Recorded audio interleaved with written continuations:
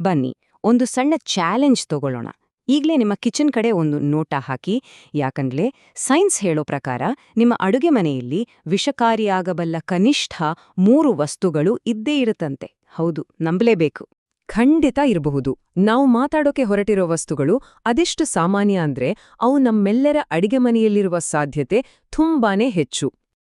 ಹಾಗಾಗಿ ಈ ವಿವರಣೆಯನ್ನ ಕೊನೆಯವರೆಗೂ ಗಮನವಿಟ್ಟು ಕೇಳಿ. ಯಾಕೆಂದ್ರೆ ಈ ಲಿಸ್ಟ್ನಲ್ಲಿರೋ ಕೊನೆಯ 2 ವಸ್ತುಗಳು ನಿಮ್ಮನ್ನ ನಿಜವಾಗ್ಲೂ ಶಾಕ್ ಮಾಡ್ಲಿವೆ.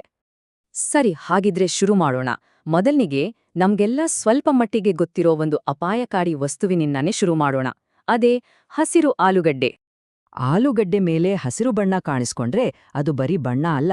ಆ ಹಸಿರು ಬಣ್ಣ ಸೊಲಾನೈನ್ ಅನ್ನೋ ಒಂದು ನ್ಯೂರೋಟಾಕ್ಸಿನ್, ಅಂದ್ರೆ ನರವಿಷ ಅಲ್ಲಿದೆ ಅನ್ನೋದಕ್ಕೆ ಒಂದು ಸೂಚನೆ. ಈ ವಿಷ ನೇರವಾಗಿ ನಮ್ಮ ನರವ್ಯೂಹದ ಮೇಲೆ ಕೆಟ್ಟ ಪರಿಣಾಮ ಬೀರುತ್ತೆ. ಇದು ತಮಾಷೆ ಅಲ್ಲ. 1899ರಲ್ಲಿ ಜರ್ಮನಿಯಲ್ಲಿ ಮತ್ತೆ 1984ರಲ್ಲಿ ಕೆನಡಾದಲ್ಲಿ ಹಸಿರು ಆಲೂಗಡ್ಡೆ ತಿಂದಿದ್ದಕ್ಕೆ ಜನ ಗಂಭೀರವಾಗಿ ಅಸ್ವಸ್ಥರಾಗಿದ್ದ ಘಟನೆಗಳು ನಡೆದಿವೆ. ಈಗ ನಮ್ಮ ಲಿಸ್ಟ್ನ 2ನೇ ಐಟಮ್ ಜಾಯ್ಕಾಯ್. ಇದರಲ್ಲಿ ಮೈರಿಸ್ಟಿಸಿನ್ ಅನ್ನೋ ಒಂದು ಕಾಂಪೌಂಡ್ ಇದೆ. ಇದು ಕೂಡ ನಮ್ಮ ನರ್ವಸ್ ಸಿಸ್ಟಮ್ ಮೇಲೆ ಪರಿಣಾಮ ಬೀರುತ್ತೆ.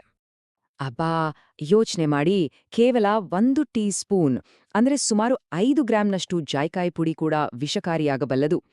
ಇತ್ತೀಚೆಗೆ ಸೋಷಿಯಲ್ ಮೀಡಿಯಾದಲ್ಲಿ ಅಪಾಯಕಾರಿ ನಟ್ಮೆಗ್ ಚಾಲೆಂಜ್ ಅಂತ ಒಂದು ಟ್ರೆಂಡ್ ಆಗಿತ್ತು. ಅದು ಇದರ ಅಪಾಯಕ್ಕೆ ಹಿಡಿದ ಕನ್ನಡಿ. ಈಗ ಮುಂದಿನ 2 ವಸ್ತುಗಳನ್ನ ಒಟ್ಟಿಗೆ ನೋಡೋಣ. ಯಾಕಂದ್ರೆ 2ರಲ್ಲೂ ಇರೋದು ಒಂದೇ ರೀತಿಯ ಅಪಾಯಕಾರಿ ಸಂಯುಕ್ತ. ಅದೇ ಕಹಿ ಬಾದಾಮಿ ಮತ್ತೆ ಸೇಬು ಅಥವಾ ಚೆರಿ ಹಣ್ಣಿನ ಬೀಜಗಳು. ಇವುಗಳಲ್ಲಿ ಅಮಿಗ್ಡಾಲಿನ್ ಅನ್ನೋ ಒಂದು ರಾಸಾಯನಿಕ ಇರುತ್ತೆ. ಹಾಗಿದ್ರೆ ಈ ಅಮಿಗ್ಡಾಲಿನ್ ಯಾಕಿಷ್ಟು ಡೇಂಜರಸ್? ನೋಡಿ, ನಾವದನ್ನ ತಿಂದಾಗ ನಮ್ಮ ದೇಹದಲ್ಲಿರೋ ಎನ್ಸೈಮ್ಸ್ ಅದನ್ನ ವಿಭಜಿಸುತ್ತೆ. ಇದ್ರ ಕೊನೆಗೇನಾಗುತ್ತೆ ಗೊತ್ತಾ? ಜಗತ್ತಿನ ಅತ್ಯಂತ ಮಾರಕ ವಿಷಗಳಲ್ಲಿ ಒಂದಾದ ಹೈಡ್ರೋಜನ್ ಸೈನೈಡ್ ಉತ್ಪತ್ತಿಯಾಗುತ್ತೆ. ಹಾಗಾಗಿ ಒಂದು ಸಿಂಪಲ್ ಸೇಫ್ಟಿ ಟಿಪ್ ಏನಪ್ಪಾ ಅಂದ್ರೆ, ವಯಸ್ಕರಿಗೆ ಕೇವಲ 6ರಿಂದ 10 ಕಹಿ ಬಾದಾಮಿ ತಿಂದ್ರೂ ಸಾಕು, ಅದು ತೀವ್ರ ವಿಷಬಾಧೆಯನ್ನ ಉಂಟುಮಾಡಬಹುದು. ಹಾಗಾಗಿ ಬಾದಾಮಿ ತಿನ್ನುವಾಗ ಸ್ವಲ್ಪ ಕಹಿ ಅನ್ಸಿದ್ರೂ ಅದನ್ನ ಉಗುಳಿಬಿಡಿ. ಸರಿ, ಇಲ್ಲಿಯವರೆಗೂ ನೋಡಿದ್ದು ಆಹಾರದಲ್ಲಿ ಸ್ವಾಭಾವಿಕವಾಗಿ ಇರೋ ವಿಷದ ಬಗ್ಗೆ. ಆದ್ರೆ ಕೆಲವು ಆಹಾರಗಳನ್ನ ನಾವು ಸರಿಯಾಗಿ ಬೇಯಿಸಿಲ್ಲ ಅಂದ್ರೂ ಕೂಡ ಅಪಾಯಕಾರಿಯಾಗಬಹುದು. ಅದರ ಬಗ್ಗೆ ನೋಡೋಣ. ಉದಾಹರಣೆಗೆ ರಾಜ್ಮಾ. ನಂಬಲಿಕ್ಕೆ ಕಷ್ಟ, ಆದ್ರೆ ಕೇವಲ 5 ಹಸಿ ರಾಜ್ಮಾ ಕಾಳುಗಳು ತೀವ್ರ ವಿಷತ್ವಕ್ಕೆ ಕಾರಣವಾಗಬಲ್ಲವು. ಯಾಕಂದ್ರೆ ಅದರಲ್ಲಿ ಲೆಕ್ಟಿನ್ ಅನ್ನೋ ವಿಷಕಾರಿ ಅಂಶ ಇರುತ್ತೆ. ಅಬ್ಬಾ, ಆದ್ರೆ ಅಸಲಿ ಶಾಕಿಂಗ್ ವಿಷಯ ಬೇರೆನೇ ಇದೆ. ಕೇಳಿದ್ರೆ ಆಶ್ಚರ್ಯ ಆಗುತ್ತೆ. ಹಸಿ ರಾಜ್ಮಾಗಿಂತ ಸ್ವಲ್ಪ ಅಂದ್ರೆ ಪೂರ್ತಿ ಬೇಯಿಸ್ದೇ ಇರೋ ರಾಜ್ಮಾ ಇದೆಯಲ್ಲ, ಅದು 5 ಪಟ್ಟು ಹೆಚ್ಚು ವಿಷಕಾರಿಯಂತೆ. 5x. ಅಂದ್ರೆ ರಾಜ್ಮಾ ಮಾಡುವಾಗ ಅದನ್ನ ಚೆನ್ನಾಗಿ ನೆನೆಸಿ ಪೂರ್ತಿಯಾಗಿ ಬೇಯಿಸೋದು ತುಂಬಾನೇ ಮುಖ್ಯ. ಮಿಸ್ ಮಾಡ್ಲೇಬಾರ್ದು. ಈಗ ಮೊದಲನೇ ಶಾಕಿಂಗ್ ಆಹಾರದ ಬಗ್ಗೆ ತಿಳಿಯೋಣ.